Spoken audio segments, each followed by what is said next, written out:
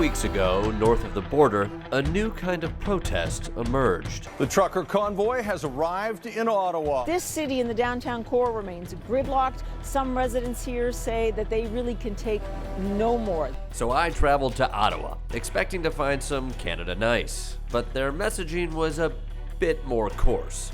These trucks shut down businesses and made roads impassable. Can I go around here? How do I get around? But how long were the protesters planning to paralyze Canada's 8th best city? David, how long have you been here? I've been here since day one. Holding down the fort. Pretty much. I'm not going anywhere. I'm coming in from New York. I go by Brooklyn's kindest on the CB. There you go.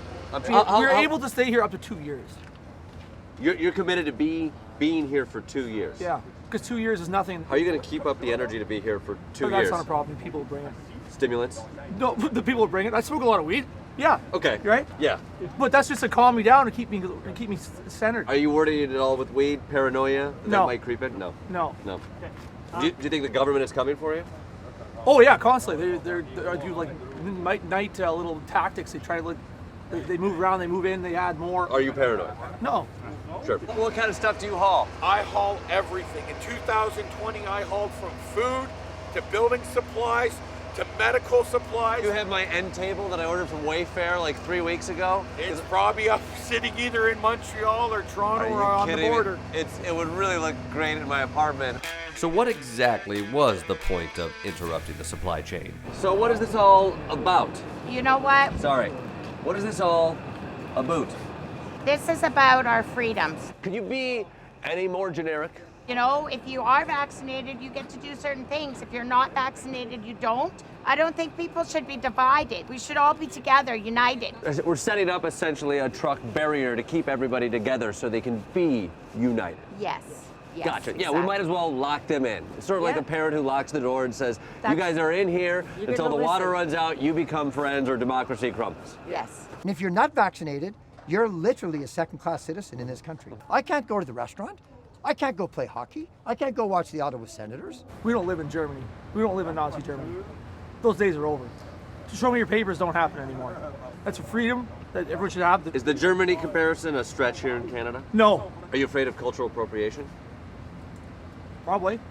American cultural appropriation, because we use the German excuse all the time. Oddly enough, that wasn't the only thing Canadians were appropriating. Yeah, I hate to use that slogan, but I don't know if you make North America great again. And make North America great again. And I don't mean to use that guy's word, but it's true. To be honest, it wasn't even his. He stole it from another guy before him. I see the Q army on your hat. Isn't Q the American thing, trying to find JFK Jr.? Exactly. Yes. Exactly. What Q shit is going down here? Q? No, Q is more a USA. Oh, so this is like a Yankees hat. Exactly. Okay, the Q thing might just be a fashion choice, but they're definitely reading the same internet as many Americans. And it's more than just vaccine passport and stuff. What else? The Agenda 2030 is a good start. What's Agenda 2030? It's where the world's head towards one government. They want to sterilize us so that only certain people can have kids. Really? You're afraid the government will sterilize you? Probably not me, but down the line, yeah. Spending 2 weeks in the cab of a truck pissing in a Mountain Dew can can't be too good for the sperm production. Probably sterile already, so what's the difference? So Margaret Atwood audiobooks are apparently a thing with Canadian truckers. And while shutting down a city seems to have many obvious downsides. Hey, excuse me. Hey. Hi. Yeah. Have you seen a Prius around here?